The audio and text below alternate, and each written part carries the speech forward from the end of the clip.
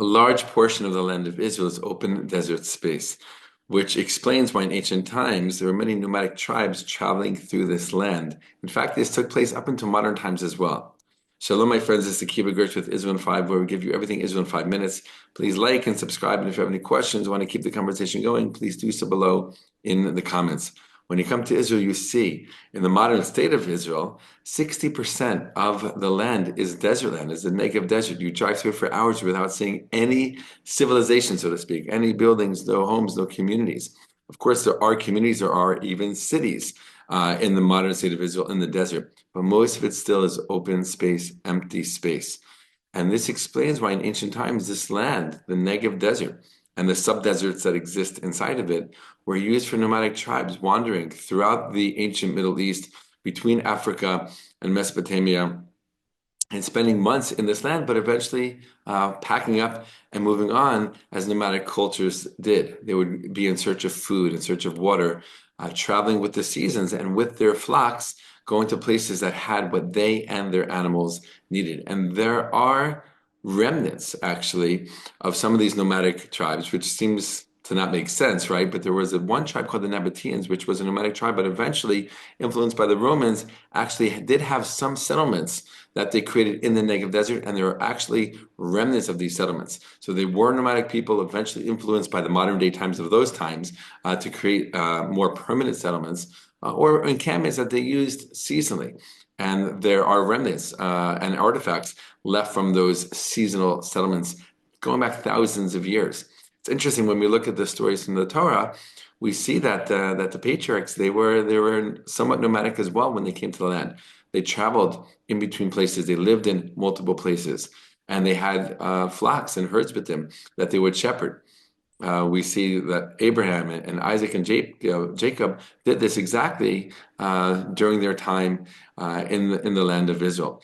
And in addition to that, connected to that, they would dig wells. There's a lot of digging of wells in the Bible, and that's because most of the water in the land of Israel is found underneath the surface. And nomadic tribes, obviously, in ancient times knew that, and they knew where to look. They knew that they had to look, and they would often dig up wells. In the Negev, even, which is, looks like a dry, hot desert, there are actually pockets of water underneath the surface that were discovered both in ancient times and also in modern day times.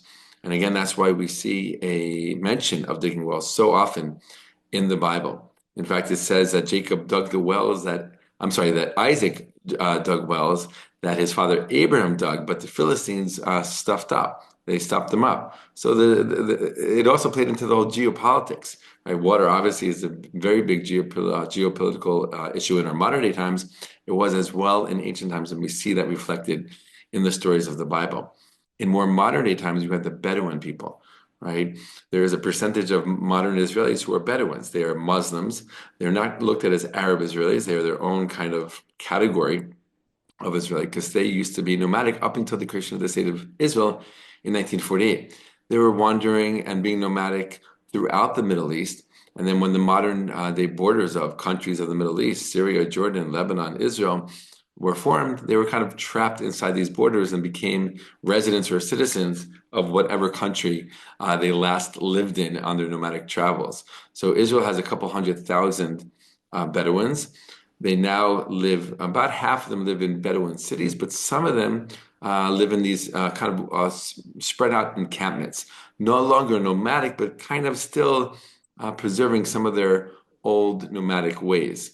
But they were probably the last nomadic people to be nomadic in this land before modern day times really came to be. So this is a little bit of a look at the land of Israel, the open space, so much open space, which for us modern day people might we might look at it as just empty. There's nothing here. But back in ancient times, nomadic peoples knew where to look for food, where to look for water, and how to live there. And they saw a lot more than emptiness in the desert. All the best and be well.